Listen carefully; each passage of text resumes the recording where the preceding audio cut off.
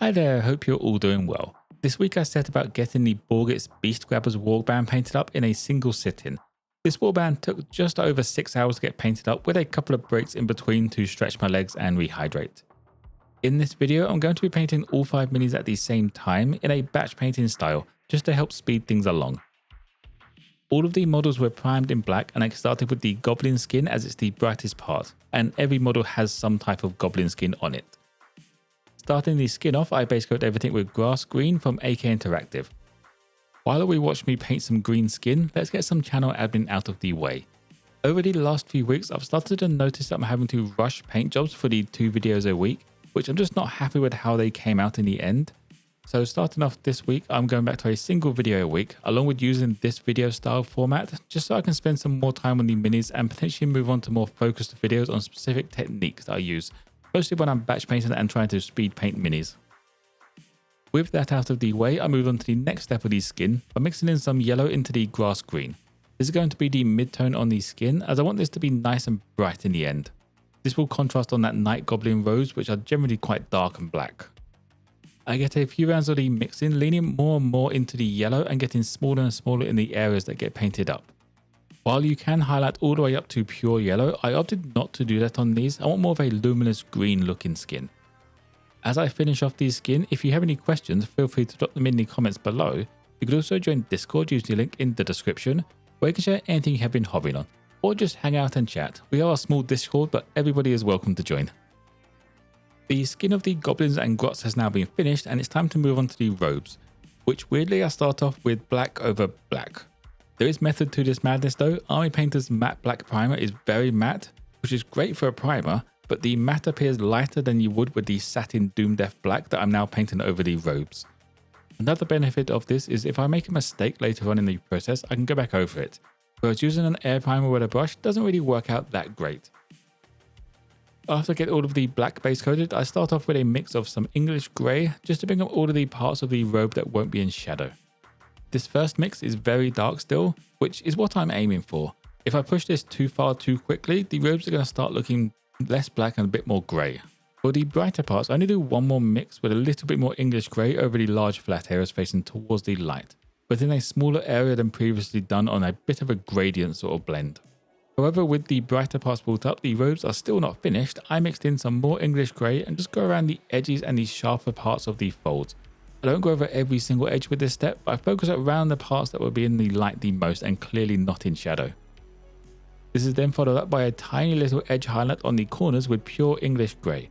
For this I only went for the corners and the sharpest of folds, as I don't want this to cover the entire thing and look a bit too bright.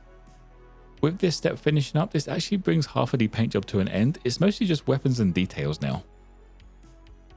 Starting off the wood, Borgit's fur cape and the wicker baskets, I used a base coat of burnt umber.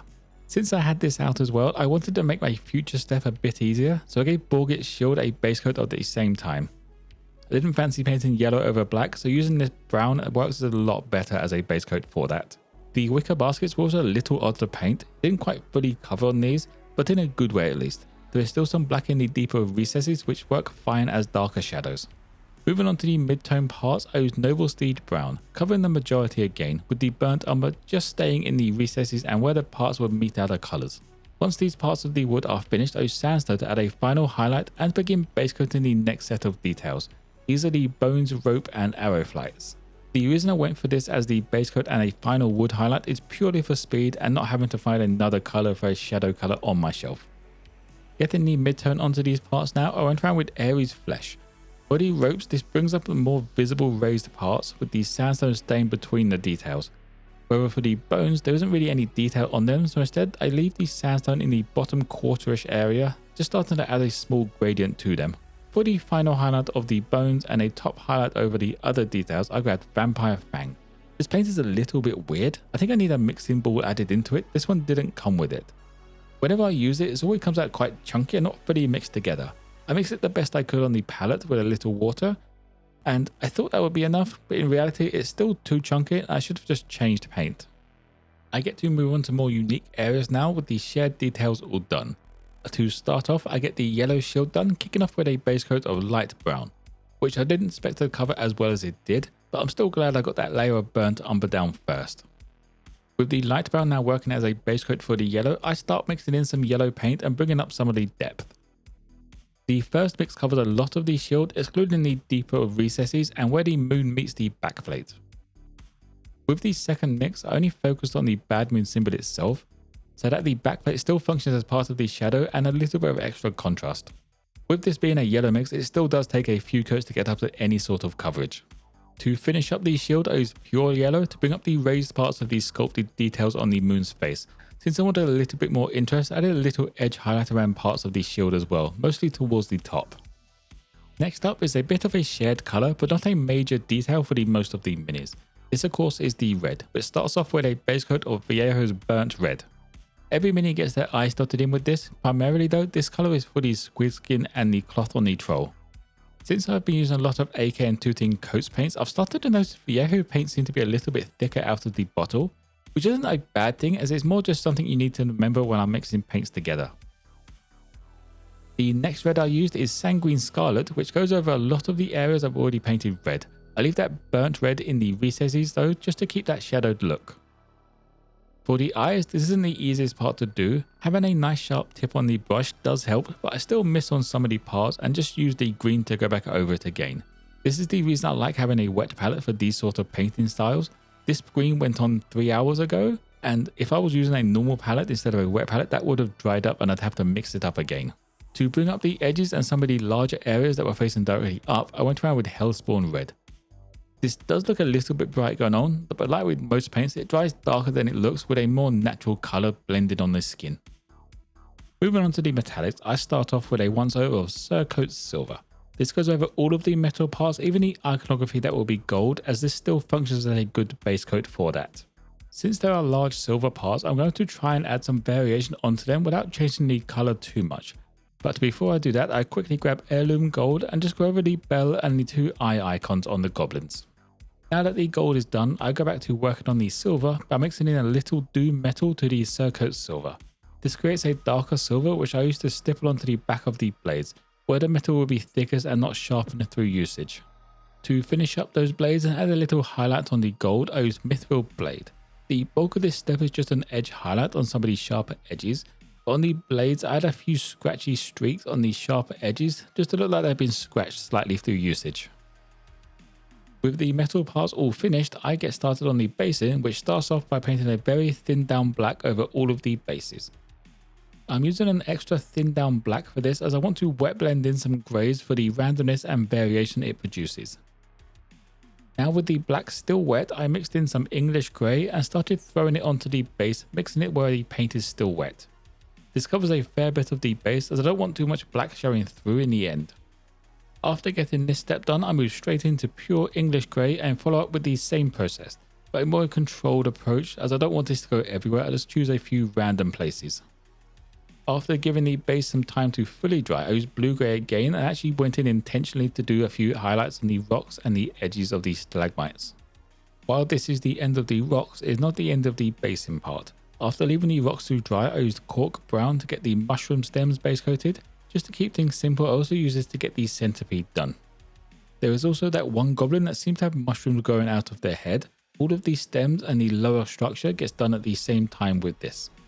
Since the red mushroom caps were done earlier, I just have the blue ones left now, and this starts off with a once over of Celestial Blue.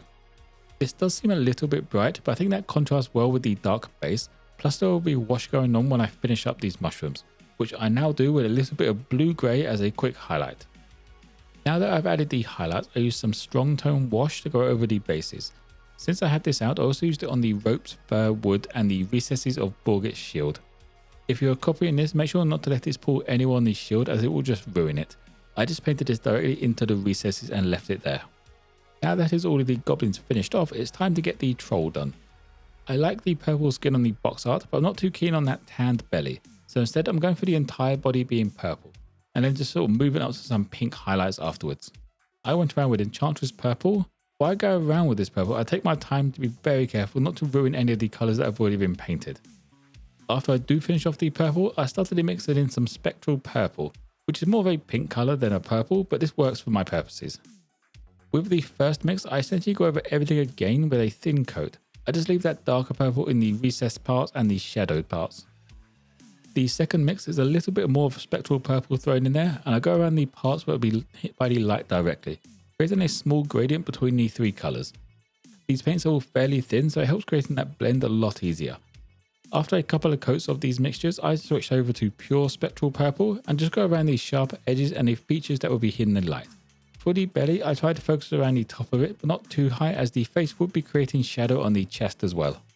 I move on to the troll's details now, starting off with what I think will be a mistake in the end, but I use English grey to base all of the wolf fur. Now while a grey wolf is fairly normal, it's the highlight colours I choose that's a little bit weird.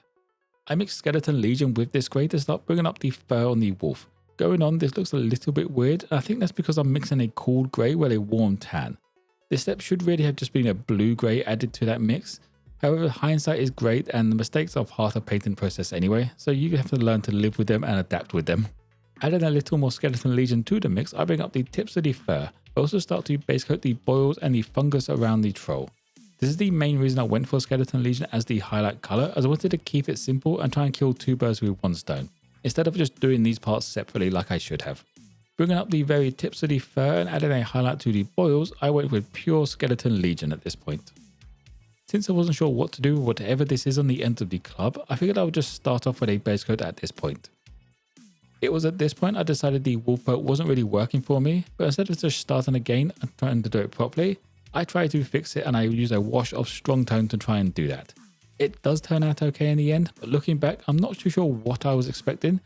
This wash doesn't stain anywhere near as much as any of my other washes do, so it just flows into the recesses like a wash is actually supposed to.